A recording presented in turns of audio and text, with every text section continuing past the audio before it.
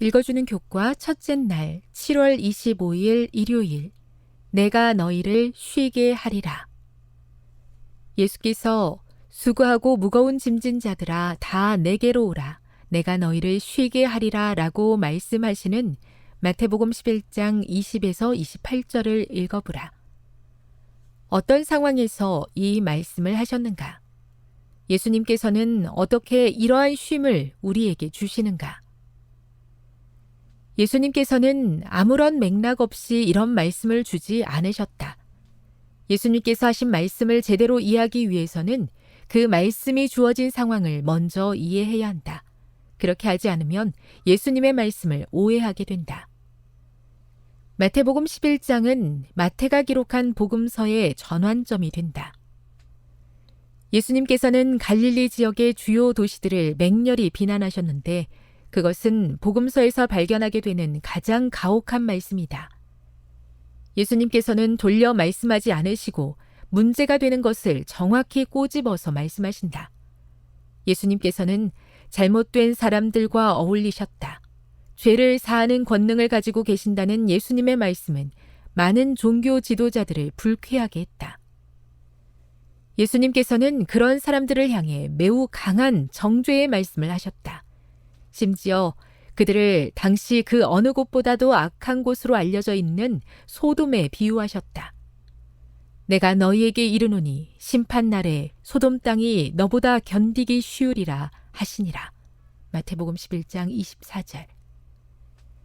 긴장이 고조되어 가고 있던 그때 예수님께서는 상황을 전환하시며 참된 쉼을 제안하신다. 예수님께서 그렇게 하실 수 있는 이유는 바로 아버지께서 모든 것을 내게 주셨으니 아버지 외에는 아들을 아는 자가 없다는 말씀 때문이었다. 참된 쉼을 주실 수 있는 예수님의 능력은 그분의 신성과 그분이 가지신 아버지와 하나됨에 근거하고 있었다. 우리가 예수님 앞에 우리의 짐들을 내려놓기 전에 우리 스스로는 그것들을 감당할 수 없음을 알아야 한다. 자신의 참된 형편을 제대로 알지 못하면 예수님께로 나오지 않을 것이다. 예수님의 초청은 필요를 느끼는 자들에게만 의미가 있는 것이다.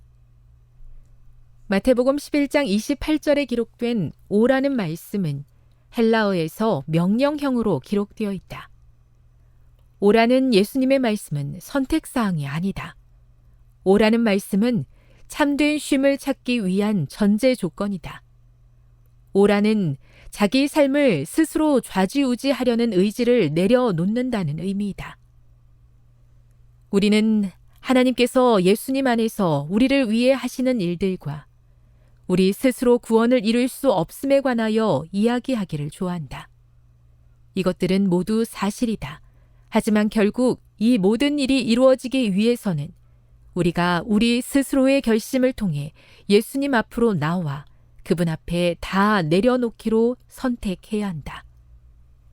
그리스도인 삶에 있어서 자유의지가 그렇게도 중요함을 실제적으로 경험해야 하는 것이다. 교훈입니다. 오라 말씀하시는 예수님의 초청에 개인적으로 반응하여 예수님 앞으로 나와 모든 짐을 내려놓을 때 예수님께서 우리에게 주시는 참된 쉼을 경험할 수 있다. 묵상. 예수님 안에서 참된 쉼을 얻기 위해 우리가 먼저 해야 할 결심은 무엇인가요? 적용. 그대는 어떤 부담을 가지고 살아가고 있습니까? 어떻게 하면 그 짐을 예수님께 내려놓고 참된 쉼을 경험하며 살 수 있을까요? 영감의 교훈입니다. 주님 앞에 내려놓으라. 걱정과 시련이 어느 정도이든지 간에 그대의 사정을 주님 앞에 내어놓으라. 그대의 마음에 참을 수 있는 힘이 생길 것이며 곤경과 어려움을 벗어날 수 있는 길이 열릴 것이다. 자신이 약하고 무력하다는 것을 알면 알수록 그대는 그리스도의 능력 안에서 더욱 강하여질 것이다. 그대의 짐이 무거우면 무거울수록 그것을 짐지시는 그리스도에게 맡김으로써 더욱 편안한 안식의 축복을 얻을 것이다. 시대의 소망 329. 홀로 씨름하며 눈물 흘리던 과거의 어리석은 행동들을 예수님 앞에 내려놓고 참된 쉼을 경험하고 싶습니다. 지금 이 순간 예수님의 초청에 응답할 수 있는 믿음을 주시옵소서.